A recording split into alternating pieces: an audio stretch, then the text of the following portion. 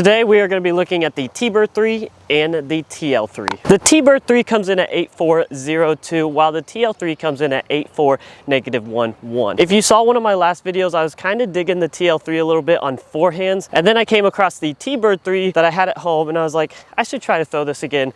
Haven't really messed around with it too much. It was one of those discs that I bought and probably threw it a couple of times and then it just kind of sat in the collection. So we're going to throw it today, see the difference, or if there is a difference. Hole 1 is going to be a 675-foot par 4. Let's start with the Teebird3. Right off the bat, you can kind of tell that it has a little bit of a different rim style. The TL3 is much smoother. This has somewhat of kind of like a divot in the rim.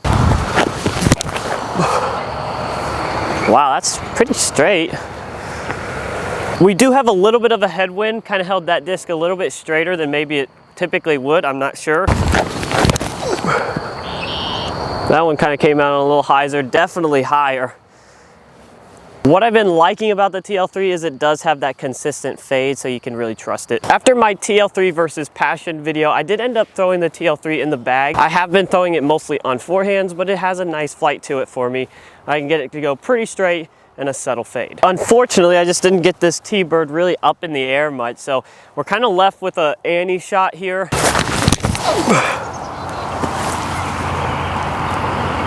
Oh, just a little bit too much on it. Felt like if that got around the tree, it actually had enough stability to get out of that Annie. With the TL3, I can go a little bit straighter at this. I still think I want to put it on a touch of Annie though.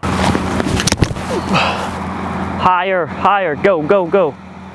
A little bit low, which is what I've been loving to do recently, which is super frustrating, but I feel like it happens once a year where my form just gets all a little wacky. And it takes me some time to recover it back. I think this is just a nice subtle flex into the basket. That'll do. With the TL3 shot, I'm just gonna go a little putter forehand into the basket. My touch on the putter forehand shots is getting a little bit better. It's not all the way there, still kind of wonky, but it is getting a little bit better, which I'm excited about. What? I didn't even see that come out of the basket. Like, I was already looking down. Was that not like fully in the basket? I feel like this happens to me at least once a video. Well, I was going to say a couple of pars here on hole 1, but apparently we're gonna take a bogey and a par. Honestly, that should just be a par. Hole 2 is gonna be a 310-foot par 3. Nothing really sticking out to me on hole 1. I threw the Teebird3 a little wonky off the tee pad, but on hole 2 here, we are gonna be able to see the forehand throw. So starting out with the TL3. That's a TL3. If it gets right enough, good heavens, go. Wow, I cannot get these discs there, that's for sure. Oh, that might have flipped up flatter for longer. There's the fade out of it. It's got me a little bit more distance maybe. Both coming out of the hand a little wobbly. Teebird3 kind of flipped up flatter for longer. I was expecting it to be a little bit more stable than that, but all in all, not too terrible. Able to throw the Teebird3 about 15 extra feet in front of the TL3. I just know that I'm gonna get these names mixed up. TL3, Teebird3, I probably already have got them mixed up.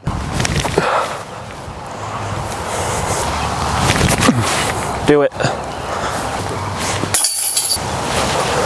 Now, hole 3 that we're about to head into is about 320 feet. Perfect distance for when I throw a Leopard 3. So I'm curious, with these discs being a little bit more stable than my Leopard 3s, if I'm gonna be able to get it there or not. Teebird3 will be first to go in this scenario. I am gonna be trying to throw max power because I really think I would have to get these discs there, but I guess we will find out shortly.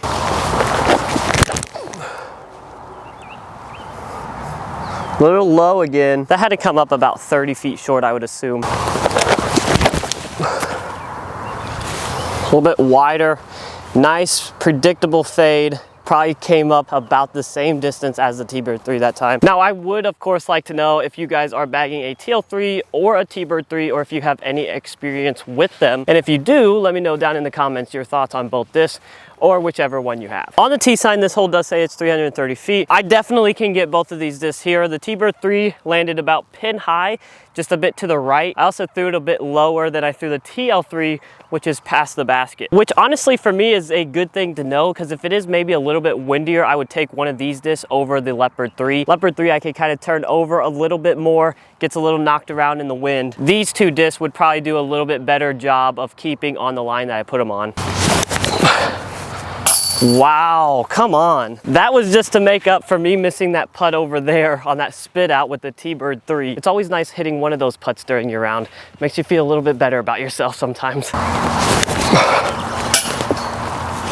Oh my goodness. Honestly, that only had to be like an inch lower and it was directly in the basket. Couple of midway thoughts through this video. The Teebird3 is coming out a little bit lower. That's not the disc fault, that's my fault. But I do believe that it might be a little bit straighter than the TL3, which is kind of interesting because I thought it would be the other way around. Of course, it still has some good stability to it. I threw it pretty hard back there. It was a little bit low, but it had no signs of turning over. The TL3 is really flying pretty similar. If I throw it on forehand, it seems like it flips up a little bit and then it has a predictable fade, kind of like the Teebird does. The TL3 feels just slightly better in the hand because I like the rim a bit more. But all in all, both discs I feel like are doing what they should be doing. Nice stable drivers, and I feel like they're controllable. Hole 4 is an island green at 260 feet. To go fairway on this hole really isn't a bad idea, especially if there is a little bit of wind, and also with a fairway driver, you can put it up higher and let it spike down into the green. Dig, gotta dig. Yeah, that would have been a perfect shot if it was an A, but of course it has to be in B today. I honestly don't think there'd be too much of a difference with the Teebird3. Kind of put it on the same line this time, try to put it a little bit wider. Should be perfect, I think. Yeah, under the basket. What a shot. If you guys are enjoying the content, make sure to hit that like and subscribe button. Been posting a lot of videos this month, so hope you enjoy. Thank you for the support. TL3 just coming up a bit to the left of the basket. Almost put that one a little bit high like I did over there. And then the TL3 is absolutely parked. Hole 5 is a par 4 at 630 feet. Typically, I would try and put a little bit of ante on discs like this just to see how they're gonna react. But we do have a headwind, which could lead us in a really terrible position. So it might be better to go a little bit flatter and see how stable they are in the headwind. There we go, nice flight out of it. And that wind did nothing to it. Maybe flipped it up to flat a little bit, but other than that, kind of a perfect little shot there for a fairway. That almost started to turn, but it never really did. Nice predictable fade once again. Here's the basket we are shooting to. We got quite a bit of ways to keep going. Nope. There I tried to put it on the ante and it was not really having it. I'm not convinced that it would have got there regardless. This forehand shot is the shot that I've been liking the TL3 for, although this is probably a little bit far for the forehand. Oh, perfect turn out of it. Check that out. Yeah, love that. It's kind of like a baby forehand with the Teebird just to get up and down. If it drops, must be some left to right up there. Oh, barely squeaked it in for birdie with the TL3. Heading into the last hole of the video, 470 foot par 4. Regardless, backhand or forehand, how I throw these two discs, I'm not gonna be able to get it there. So I'm gonna break this up into two shots, starting with the forehand, because that's kind of what I'm more interested to see here. We have TL3 in the hand. Oh, look at it turn. I feel like that's how it should fly if I throw it backhand, but I cannot get it to fly like that. Felt like I pushed that on some hyzer, so I'm gonna try to do the same thing with the Teebird3 here. Oh, only to flat, huh?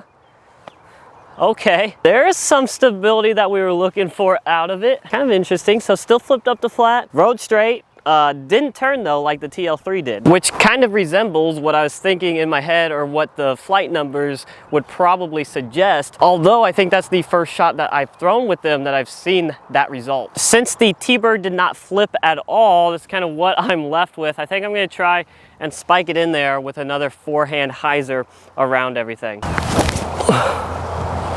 I'm not sure that's far enough.